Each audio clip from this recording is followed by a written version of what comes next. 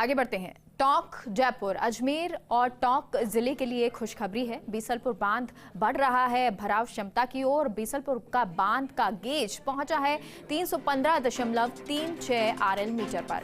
बांध की कुल भराव क्षमता 315.50 आरएल मीटर है और जो भराव क्षमता पर पहुंचा है इसके बाद खुशखबरी टोंक वासियों के लिए, अजमेर वासियों के लिए, जयपुर वासियों के लिए, क्योंकि आमतौर पर जब गर्मी का मौसम आता है तो उस मौसम में पानी की समस्या होती है, लेकिन अब ये कहा जा रहा है कि एक साल के लिए पानी की समस्या इन शहर वासियों के लिए समाप्त हो गई है। यानी कि अच्छी खासी बारिश अभी तक हुई है। जिस तरह से मानसून इस बार नजर आ रहा है वो लोगों के लिए बेहद खुशखबरी और अच्छी खबर लेके आया। और इसी तरह की जो तस्वीरें हैं वो बीसलपुर बांध को लेकर भी आ रही है, क्योंकि और जो चंबल नदी हो चाहे फिर काली सिंध बांध हो, वो तमाम बांध पहले से ही भरने लगे थे और बीसलपुर बांध का इंतजार किया जा रहा था कि कब ये बांध भरेगा। और जो आसपास के लोग हैं, उन जो जिले के लोग हैं, जो फिर इन शहरों के लोग हैं, चाहे वो अजमेर के हो, टोंक के हो, जयपुर के हो, उनके लिए कब खुशखबरी आएगी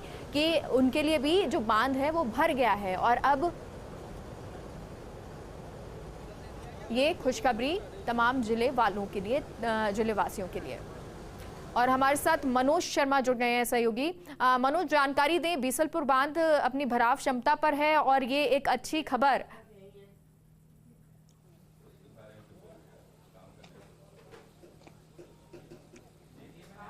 बिल्कुल मेगा, बताना चाहूँगा बीसलपुर बांध की जो कुल भराव क्षमता है 315.50 आरएल मीटर है और अब तक जो पानी का भराव है वो 315.36 आरएल मीटर हो गया है। कह सकते हैं कि भराव के बिल्कुल करीब बीसलपुर बांध है और यहाँ जल्दी ही वो तस्वीर भी देखने को मिलेंगी। जब भराव क्षमता पूरी हो जाएगी तो बांध के 1-2 गेट हैं, संभवतः आज शाम तक खोले जा सकते हैं और पानी की निकासी है वो की जा सकती है। साथ ही ये खुशखबर है राजधानी जयपुर, अजमेर और टोंक जिले के बाशिंदों के लिए कि यहाँ वर्ष 2023 अगस्त तक का जो पानी की पेयजल व्यवस्था है वो यहाँ पर हो चुकी है। साथ ही किसानों के लिए भी जो सिंचाई के लिए पानी है वो भी मिलेगा। जैसा कि तस्वीरों में देख सकते हैं, बीसलपुर का जो बांध है पूरी तरह से लबालब भरा हुआ है और अभी भी इसमें पानी की आवक हो रही है। त्रिवेणी नदी का जो गेज है पहले जो 7 सेंटीमीटर तक की ऊंचाई पर चल रहा था वो अब घटकर 4.10 सेंटीमीटर की ऊंचाई पर रह गया है। तो कह सकते हैं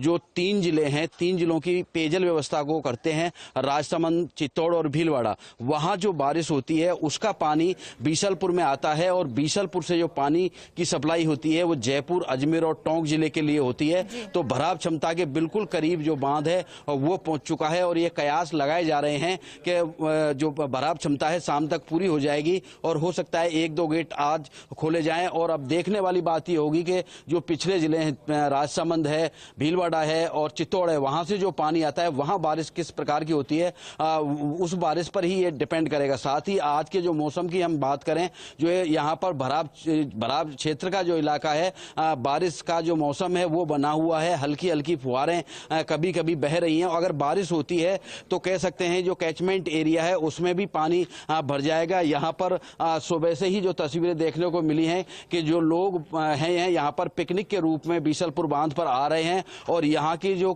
खूबसूरती है, कह सकते हैं प्राकृतिक जो सौंदर्य है, पहाड़ है चारों तरफ से और पानी भरा हुआ है, कह सकते हैं बहुत ही खुशनुमा जो माहौल है वो यहाँ पर देखने को मिल रहा है। और भारी तादाद में जो लोग हैं वो आ रहे हैं, वो तस्वीर भी दिखाने चाहेंगे। एक जो पहली तस्वीरें हैं जिसमें बांध पूरा लबालब भरा हुआ है और दूसरी तस्वीरें हैं जिनमें कि जो गेट का जो एरिया है जहाँ से वो गेट है वो खोले जाएंगे, जिससे जो पानी है वो आगे बनास नदी में जाएगा और बनास नदी के माध्यम से ये जो पानी है सवाई माधोपुर जिले के खंडार क्षेत्र में जाता है और खंडार में जाकर ये पानी रामेश्वरम धाम एक स्थान है सवाई माधोपुर जिले का, वहां जाकर ये चंबल नदी में बनास नदी है वो मिल जाती है। कह सकते हैं कि पानी की जो मात्रा है वो लगातार बढ़ रही है। अब आने वाले समय में कितना पानी बढ़ पाता है ये देखने वाली बात होगी। मेघा, मनोज, अगर इसी तरह से बारिश होती रही तो क्या इस तरह थोड़ा सा खतरा पैदा हो सकता है? इसको लेकर किसी तरह की कोई जानकारी?